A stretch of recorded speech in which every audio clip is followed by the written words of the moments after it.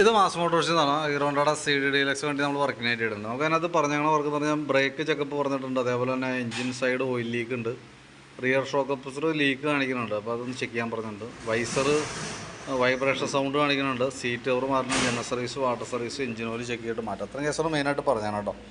അപ്പോൾ നമ്മൾ നോക്കി വണ്ടി ഓടിച്ച് നോക്കി വർക്കിന് കയറ്റിയിട്ടുണ്ട്. ബാക്കിലത്തെ ബ്രേക്ക് ലൈനർ നമുക്ക് ഈ ഒരു സർവീസും കൂടി അഡ്ജസ്റ്റ് ചെയ്ത് ഇടാനുണ്ട്. ബ്രേക്ക് അഡ്ജസ്റ്റ് ഈ ഒരു സർവീസും കൂടി ഉപയോഗിക്കാം, അടുത്ത സർവീസിൽ നമുക്ക് മാറ്റേണ്ടതായിട്ട് വരും കേട്ടോ. പിന്നെ അതേപോലെ തന്നെ ചെയിൻ ലൂസ് ഉണ്ട്, അപ്പോൾ ചെയിൻ ഒന്ന് ടൈറ്റ് ചെയ്തിടാം.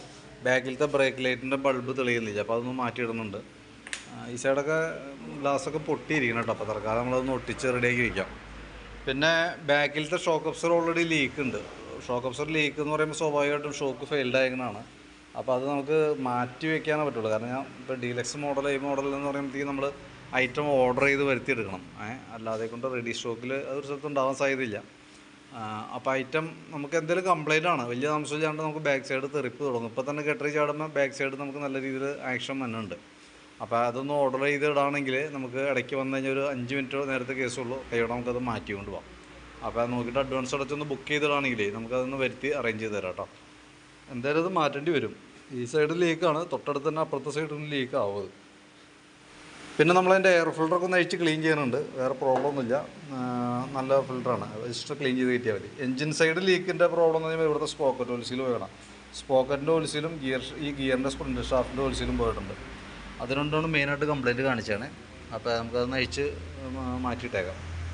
പിന്നെ എഞ്ചിൻ ഓയിൽ ഒരല്പം ലെവൽ കുറവ് കാണുന്നുണ്ട് കേട്ടോ. അപ്പോൾ ഇടയ്ക്കൊന്ന് ഓയിൽ ലെവലൊന്ന് ഇപ്പോൾ നമുക്ക് എന്തായാലും എഞ്ചിൻ ഓയിൽ മാറ്റുന്നുണ്ട്.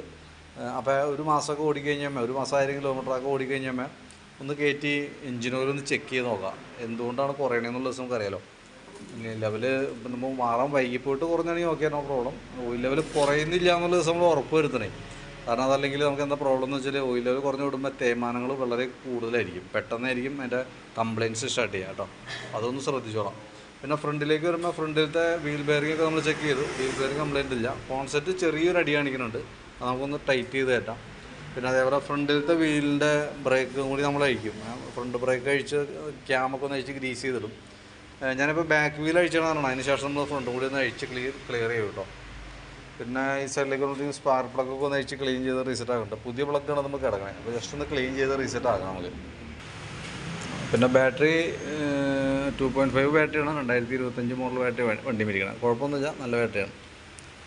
അപ്പോൾ നമുക്ക് നിലവിൽ പിന്നെ സീറ്റ് കവർ മാറിനേഴ്സ് പറഞ്ഞായിരുന്നു. സീറ്റ് കവർ നമുക്ക് ഐറ്റം ഓൾറെഡി നമ്മുടെ കയ്യിൽ സ്റ്റോക്കില്ല, അത് പുറമെ റെക്സിങ് കടയിൽ അടിപ്പിക്കണമായിരിക്കും കുറച്ചുകൂടി ബെറ്റർ കേട്ടോ.